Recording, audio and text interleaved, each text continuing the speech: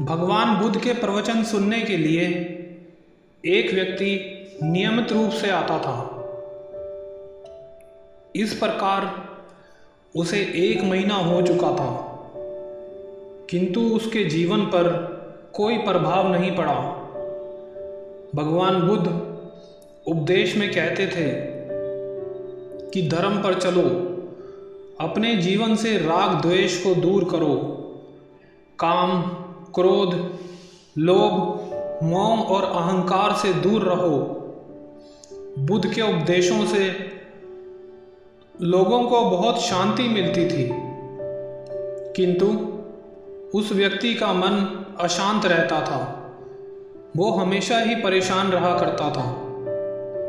एक दिन उसने बहुत हिम्मत करी और भगवान बुद्ध से जाकर पूछा, हे भगवान, मैं 1 महीने से आपका संदेश सुन रहा हूँ, पर उसका तनिक सा भी असर मेरे आचरण पर नहीं पड़ा। मैं बहुत परेशान हूँ, मुझे बताइए कि मुझे क्या करना चाहिए। बुद्ध उनकी बात सुनकर बोले, तुम कहाँ के रहने वाले हो? उसने कहा, श्रावस्ती का। बुद्ध ने अगला प्रश्न किया, यह कहाँ से है? उसने बताया कि यह इस जिले से है। बुद्ध ने पुनः जिज्ञासा प्रकट की कि वहां तक पहुंचने में कितना समय लग जाता है। उस व्यक्ति ने हिसाब लगाया और महात्मा बुद्ध को बता दिया। बुद्ध ने कहा, अब बताओ, क्या तुम यहाँ पर बैठे बैठे ही अपने घर पर पहुँच सकते हो? उसने कहा, यह कैसे हो सकता है महाराज? वहाँ पहुँचने के लिए तो मुझे चलना होगा और काफ़ी समय लगेगा, और उसके बाद ही मैं अपने घर पर पहुँच पाऊँगा।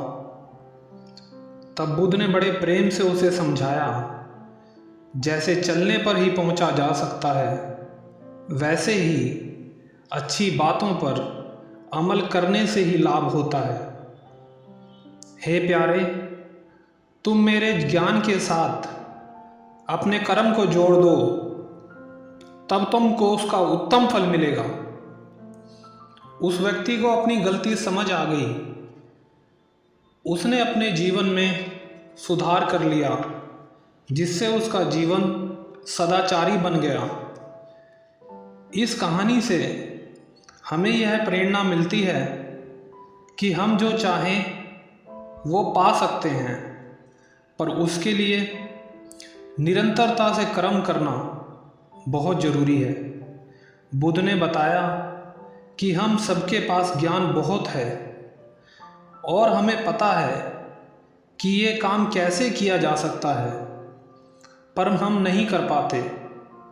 इसका एक प्रमुख कारण है दृढ़ निश्चय और निरंतर प्रयास। अगर हम अपने जीवन में इन 2 बातों को लाएं तो आप पाएंगे कि आप जो चाहोगे वो आपको मिल जाएगा। सही दिशा में किया गया कार्य आपको कभी भी निराश नहीं करता। इस थॉट के साथ कहानी को ख़त्म करते हैं। तो आप बताइए, आपको कहानी कैसी लगी? धन्यवाद।